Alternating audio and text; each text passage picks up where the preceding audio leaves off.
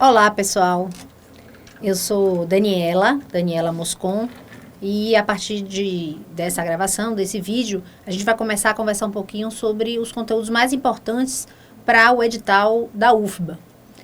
O edital da UFBA, ele saiu de uma forma assim um pouco genérica, mas nós buscamos os últimos editais para poder ter uma ideia melhor de quais seriam os conteúdos mais importantes para trabalhar com vocês aqui nessas aulas. Então, hoje, a gente vai falar de forma mais específica sobre um assunto chamado funções administrativas, que é um assunto que, em geral, ele não é pertinente ao conteúdo de gestão de RH, ou administração de recursos humanos, que é o nome da disciplina que eu vou ministrar para vocês a partir da próxima aula.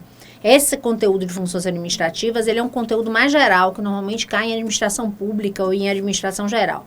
Mas, especificamente para o concurso da UFBA, no último edital, no edital do concurso passado, ele estava incluído aqui no conteúdo de gestão de RH e por conta disso a gente vai falar dele aqui hoje. Quando a gente fala de funções administrativas, obviamente que a primeira coisa que deve vir à cabeça de vocês é a própria palavra administração. Então, a administração, que hoje para a gente parece algo assim tão comum, tão corriqueiro, né, todo mundo meio que tem uma ideia sobre o que é administração, não foi sempre assim. A gente vai entender aqui também, a partir dessa aula, que essa ideia da administração como um conteúdo assim, mais científico, como um conteúdo realmente que pode ser estudado e aprimorado e melhorado, ela é uma ideia que remonta mais ou menos 100 anos atrás com o surgimento da administração científica. Vamos entender primeiro um pouquinho o que é que significa propriamente a palavra administração. Então, aqui no slide, vocês podem ver que quando a gente fala em administração, é o ato de administrar ou gerenciar negócios, pessoas ou recursos com o objetivo de alcançar metas definidas. É uma palavra que tem origem no latim administratione, que significa direção, gerência. Então, no latim, ad é direção, tendência para, e minister é subordinação ou obediência. Ou seja, administração é quem realiza uma função sob o comando de outra ou presta serviço a outro. A administração, ele é um ramo das ciências humanas que se caracteriza pela aplicação prática de um conjunto de princípios, normas e funções dentro das organizações. Então, ela é praticada em empresas que podem ser empresas públicas, privadas, mistas ou outras. Uma coisa importante para a gente definir logo de imediato é a diferença entre empresa e organização, que é algo que é muito comum de ser feita essa confusão, né, essa dúvida. Na realidade, empresa é um tipo específico de organização. Empresa é uma organização que tem um fim de produção de um bem ou de serviço, normalmente com um fim lucrativo. Então, quando a gente fala de organização, não. Quando a gente fala de organização, a gente está falando de uma forma mais geral. Então, uma ONG é uma administração, é uma organização, desculpe. Um órgão público é uma organização. Então, pensar em organização é mais amplo do que pensar simplesmente em empresa. E vocês vão ver que praticamente todo o conteúdo que a gente vai trabalhar aqui ao longo desse curso se refere a organizações de uma forma geral e não exclusivamente à questão das empresas, ok? Então, conceito de organização. Organização são duas ou mais pessoas trabalhando de forma organizada e coordenada com o intuito de alcançarem objetivos comuns. Está associado à produção de bens e de serviços. A gente também pode dizer que a organização é um sistema de recursos que procura realizar algum tipo de objetivo ou um conjunto de objetivos. Para entender melhor essa questão da organização, muitas teorias foram propostas aí ao longo desses últimos 100 e poucos anos, que é o que marca o início da história da administração científica, como eu falei para vocês anteriormente. Então, a depender da teoria, da evolução desse conhecimento, as teorias foram se focando mais em um determinado campo da organização, um determinado fator, algo relacionado à organização mais do que outros. Tudo isso, eu falei que começou há pouco mais de 100 anos atrás, com um sujeito que com certeza vocês já ouviram falar, que é o nosso famoso Taylor. Então, Taylor, ele é o chamado pai Frederick Taylor, é considerado o pai da administração científica. Por quê? O que Taylor fez? Eu costumo dar o seguinte exemplo. Imagine, alguns de vocês já devem ter assistido um futebol de crianças pequenas, que a gente aqui Comumente fala assim, baba de menino pequeno, baba é futebol, né? Então, o futebol de menino pequeno, futebol de criança, como é que ele funciona? Quando um menino vai em direção ao gol, todos os outros vão juntos. Quando volta, todos os outros voltam juntos. Onde está a bola, os meninos estão todos ao redor. Não há uma clareza dos papéis. Ninguém sabe exatamente qual é o lugar que deve ficar no campo e qual é seu papel. Então, era mais ou menos assim que funcionavam as organizações há 150 anos atrás, mais ou menos. Então, Frederick Taylor é considerado o pai da administração e o pai da administração científica. Por quê? Porque, como a gente brinca, ele organizou o futebol. Pegando essa metáfora do futebol, vamos pensar o que ele fez dentro das organizações. Ele simplesmente pegou as pessoas, viu quem é que tinha maior habilidade, maior conhecimento, maior técnica para a realização de determinada função e treinou essas pessoas à exaustão até que essa pessoa ficasse realmente muito boa naquilo que fazia. Ele fez um estudo dos tempos e dos movimentos, ou seja, qual seria a melhor maneira de realizar aquela tarefa. E aí ele treinava as outras pessoas para fazer exatamente daquela maneira que aquele craque, como na brincadeira que a gente está fazendo, como o craque fazia. Então, ele especializou as tarefas de tal modo que cada um fazia da maneira mais correta possível. Na mesma ocasião de Taylor, teve um outro sujeito chamado Henry Fayol, que trabalhou de forma paralela a Taylor e que se preocupava, ainda pensando na metáfora do baba, do futebol de crianças, ele se preocupava em quem é que deveria ficar na defesa, no ataque ou no meio do campo. Ou seja, ele se preocupava com, naquelas funções que Taylor havia preparado às pessoas, qual seria o departamento, a área mais interessante para aquele sujeito estar. Então, a gente diz que Fayol foi aquele que organizou a organização de maneira a dividi-la por departamentos ou por áreas e de acordo, cada um desses departamentos de acordo com a função mais importante. Então, a gente vai ver aqui no slide, eu falei dessa questão da ênfase na estrutura. Essa ênfase na estrutura é mais próximo realmente da visão de Taylor. Da visão de Fayol. Falei das tarefas, que aí estaria mais próximo da visão de Taylor.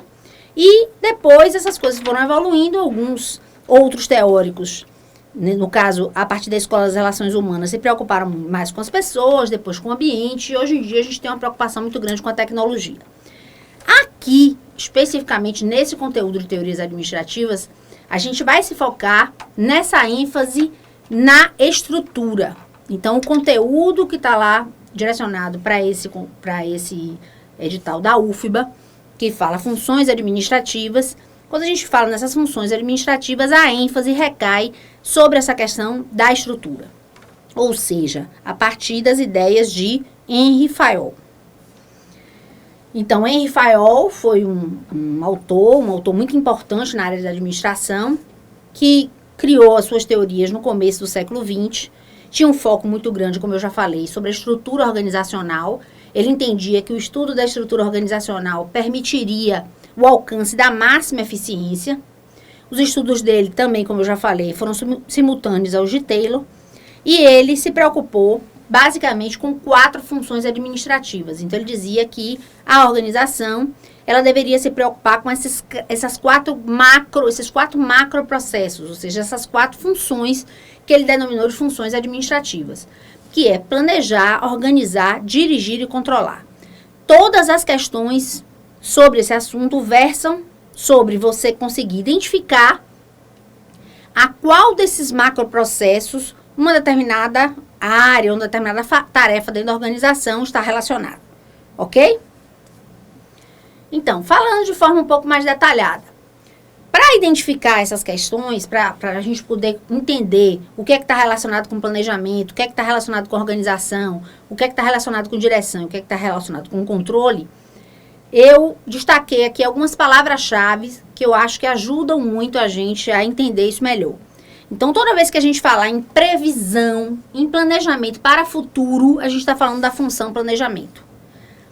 Toda vez que a gente falar de tarefas, atividades e trabalho, a distribuição dessas tarefas, a gente está falando na função organização. Toda vez que a gente pensar em esforços das pessoas para a realização e a coordenação desses esforços, a gente está tratando de direção. E toda vez que a gente falar em avaliar, orientar, verificar, a gente está se referindo ao controle, né? A parte do controle. Então, aqui, nessa parte de cima do slide, a gente vê planejamento. O que é que envolve o planejamento? A decisão sobre os objetivos da organização, a definição dos planos para alcançar esses objetivos e a programação das atividades que serão realizadas na definição desses planos para alcançar esses objetivos. Já no macroprocesso organização, bom, uma vez que eu planejei, que eu previ o que eu vou fazer, eu preciso efetivamente distribuir, atribuir a autoridade e a responsabilidade das pessoas, distribuir os recursos e as atividades para atingir esses objetivos. Então, é toda a parte de órgãos e de cargos, a distribuição disso nos órgãos e nos cargos da organização. O terceiro macroprocesso é o da direção. Bom, uma vez que eu já defini, já organizei de tal forma que eu sei quem deve fazer o quê, eu vou precisar efetivamente fazer com que isso aconteça. Como? Preenchendo esses cargos a partir de uma comunicação, de uma liderança, motivando as pessoas na direção dos objetivos que se propõem. Bom, eu planejei, eu organizei, estou dirigindo, mas eu vou precisar avaliar se tudo isso está funcionando de forma adequada. Então, a função controle, ela trata da definição dos padrões para medir o desempenho, da correção dos desvios ou das discrepâncias para garantir que o planejamento que foi proposto lá na primeira função efetivamente possa ser realizado. Pessoal, basicamente, todas as questões que falam de funções administrativas, já falei e repito, é para você conseguir identificar em qual das 4 funções aquela questão está melhor relacionada. Com qual daquelas 4 funções a questão está melhor relacionada. Quando a gente for discutir sobre as questões, vocês vão ter disponíveis aí um caderno de questões. Quando a gente for discutir, vocês vão ver que identificá-las tem muito a ver com identificar na questão essas palavras-chave. Ajuda bastante. Vamos falar agora da primeira dessas 4 funções, que é a função planejamento. Quando a gente fala de planejamento, obviamente que a gente está falando de algo que ainda não aconteceu. Eu estou planejando, eu estou fazendo uma previsão de futuro, eu estou fazendo uma prospecção. Então, planejamento é definir o que a organização pretende fazer no futuro. É definir os objetivos. É decidir como alcançar os planos. É, portanto, programar as atividades. Quando a gente fala em planejamento, existem 3 tipos básicos de planejamento, ou seja, 3 níveis de planejamento que são possíveis. Um primeiro nível, que é o chamado planejamento estratégico, que é considerado o mais importante na organização, que é focado no longo prazo e menos detalhado. Por quê? Porque ele é aquele planejamento que é realizado pela cúpula da organização, é realizado por aquelas pessoas que ocupam os cargos mais altos. Ele sempre é focado no médio e longo prazo. Pode ser um planejamento estratégico de 5 anos, até de 10 anos. Tem organizações que realizam seu planejamento estratégico assim mais longos. No mínimo, aí 2 anos você precisa para fazer esse planejamento estratégico. Toda vez que eu falo em planejamento estratégico, eu dou um exemplo, que eu acho que é o exemplo mais bacana para a gente pensar nisso, que é uma propaganda, não sei se vocês já viram essa propaganda, uma propaganda de chocolate que está disponível no YouTube. O nome da propaganda é Providenciando um Parceiro. Mostra um menininho que ele está jogando futebol, ele chuta pro gol e não tem ninguém lá para agarrar a bola. Aí ele volta, torna a chutar, não tem ninguém lá para pegar a bola. Ele começa a ficar aborrecido com aquilo, aí ele tem uma ideia. Ele vai para casa, prepara-se um mega jantar, abre uma garrafa de vinho, recebe os pais na porta, serve vinho para os pais, pede que eles sentem e daqui a pouco faz aquela cara de quem está com sono, apaga, se diminui a luz do quarto dos pais e vai dormir. Aí a cena já pula para 9 meses depois, ele chegando no hospital com 2 chuteirinhas na mão, aí ele chega, confere o irmãozinho, bota as chuteirinhas em cima, senta e come chocolate. Eu nem sei que chocolate é o que menos importa. Mas é um excelente exemplo para a gente pensar o que é um planejamento estratégico. Então, para que ele pudesse ter um irmão daqui a 9 meses, daqui a 9 meses, ele precisou planejar aquilo com antecipação. Ele precisou desdobrar aquele planejamento dele em ações de médio e de curto prazo. Então, o planejamento estratégico é isso. É esse macro planejamento que é realizado pelas pessoas que estão nos níveis mais altos da organização e que é sempre focado no longo prazo. A partir desse planejamento estratégico, a organização desdobra isso num planejamento chamado planejamento tático, que tem a ver com as gerências, que já não é mais de tão longo prazo, já é de médio prazo, e é um pouco mais detalhado do que o objetivo estratégico, ou do que o planejamento estratégico. E depois, esse planejamento tático, ele é desdobrado em um plano mais operacional, mais detalhado, de curto prazo, que é efetivamente o que é que as funções, o que é que as pessoas ali vão ter que executar, que é o chamado planejamento operacional. Então, nessa imagem aqui no slide, a gente vê aí que são 3 níveis diferentes, sendo que o operacional é o planejamento mais básico e o estratégico está lá no topo da pirâmide, porque é considerado o mais importante da organização. Revendo um pouquinho o que eu acabei de dizer, então a gente vê aí nesse quadro que o planejamento estratégico tem como conteúdo um conteúdo mais genérico, sintético, bem abrangente, sua extensão no tempo é de longo prazo e sua amplitude é macro-orientada. Ele aborda a empresa como uma totalidade. O planejamento tático, ele é menos genérico, mais detalhado. A extensão de tempo dele é de médio prazo e ele aborda cada unidade da empresa separadamente. Cada área, cada setor, cada departamento.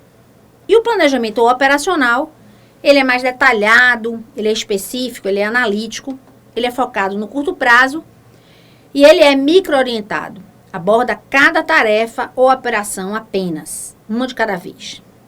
Então, mais algumas características aí do planejamento estratégico. Ele está relacionado com a adaptação da organização a um ambiente mutável. Então, a gente precisa entender que, embora eu faça um planejamento de 2, de 5, até de 10 anos, ele está em constante mudança. Não significa que porque eu planejei, eu depois não vou precisar fazer nenhum tipo de alteração. Muito pelo contrário. A gente entende que as organizações estão inseridas em um meio que muda o tempo inteiro e esse planejamento precisa se ajustar a essas condições de instabilidade. É projetado por longo prazo, envolve a empresa como um todo, é definido pela cúpula organizacional, já falei disso, né? Os cargos que estão no nível mais alto. É voltado para a eficácia, é voltado para o atendimento do cliente. Hoje a gente entende que atender o cliente final, mesmo nos órgãos públicos, deve ser a tarefa principal de qualquer organização. É um processo de construção de consenso, dada a diversidade de interesses de todos os envolvidos. Então, você tem lá na cúpula alguém que representa o RH, alguém que representa o financeiro, alguém que representa operações, o marketing. E quais serão os planos que a organização vai traçar para esse alcance de médio e longo prazo, precisa ser algo que seja consensual entre esses dirigentes. É uma forma de aprendizagem organizacional, que aprende através da adaptação a esse contexto ambiental complexo, competitivo e mutável. Cada vez que você realiza um planejamento estratégico, você está aprendendo, porque o que não deu certo no anterior, a gente precisa fazer uma revisão para planejar o próximo. E é realizado de cima para baixo na estrutura organizacional, ou seja, ele é realizado pela cúpula, como eu já falei, e depois desdobrados nos planejamentos táticos e operacionais.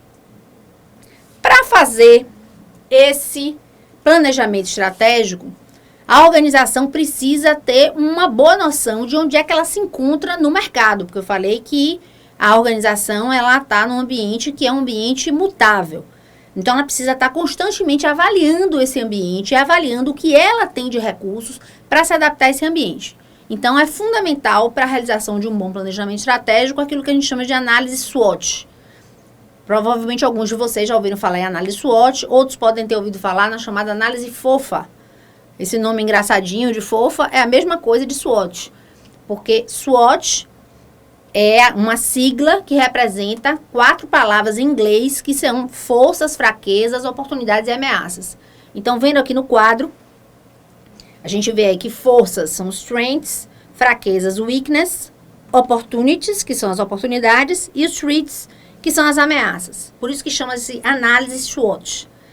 Na parte superior dessa imagem, a gente tem aí as forças e as fraquezas. Quando a gente diz que a gente está fazendo uma análise das forças e das fraquezas de uma organização, significa que a gente está fazendo uma análise do ambiente interno dessa organização. Forças e fraquezas se referem a um ambiente interno. vou dar um exemplo para vocês. Se uma organização tem, por exemplo, uma mão de obra muito qualificada, as pessoas que trabalham ali dentro são muito bem qualificadas. Isso representa uma força para a organização, porque está falando de algo que pertence à organização em si e que é desfavorável. Por outro lado, que é favorável, desculpe. Por outro lado, numa situação similar, se a gente tem uma mão de obra naquela organização que é uma mão de obra desqualificada. Nesse caso, isso seria algo desfavorável para a organização relacionado ao ambiente interno. Então, seria uma fraqueza. E o que seriam, então, as oportunidades e as ameaças?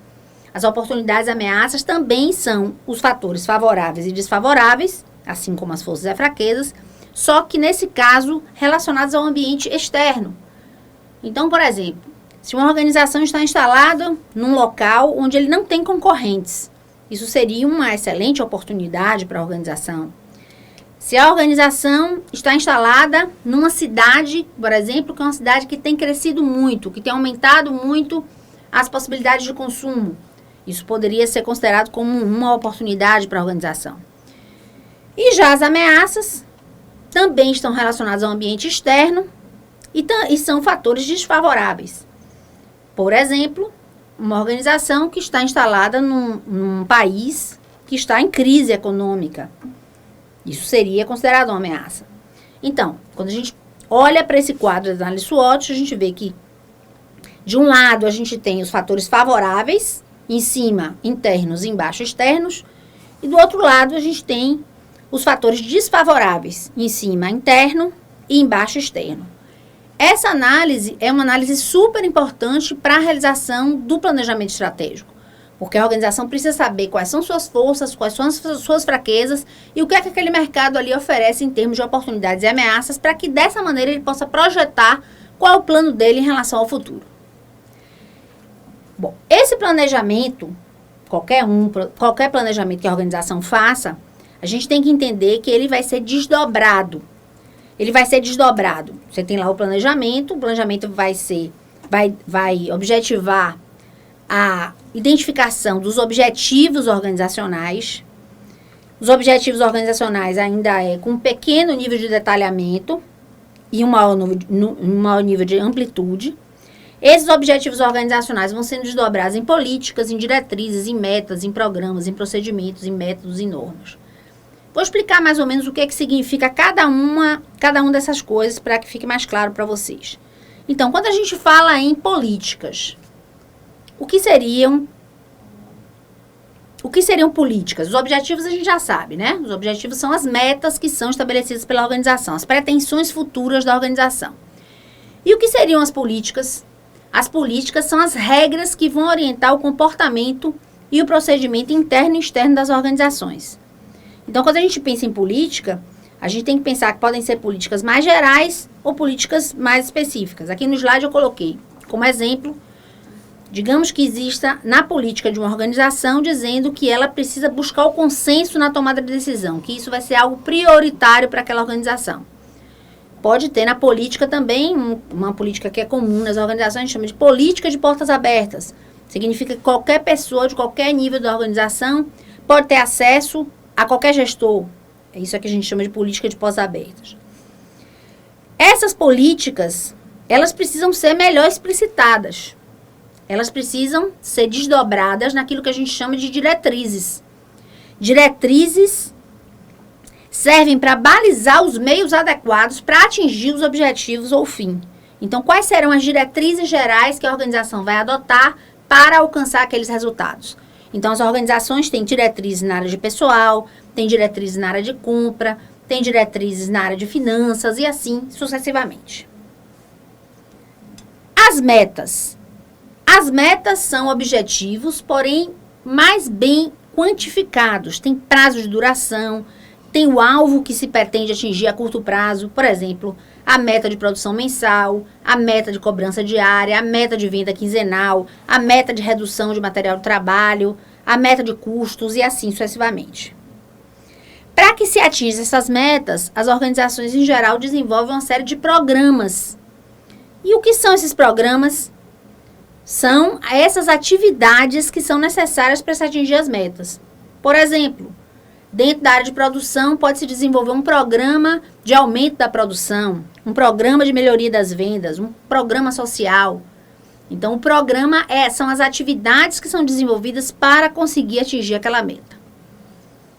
Esses programas, para funcionarem, eles precisam estar detalhados em forma de procedimentos. Os procedimentos são as maneiras que os programas são executados. São também chamados de rotina, porque eles prescrevem a sequência cronológica das tarefas específicas.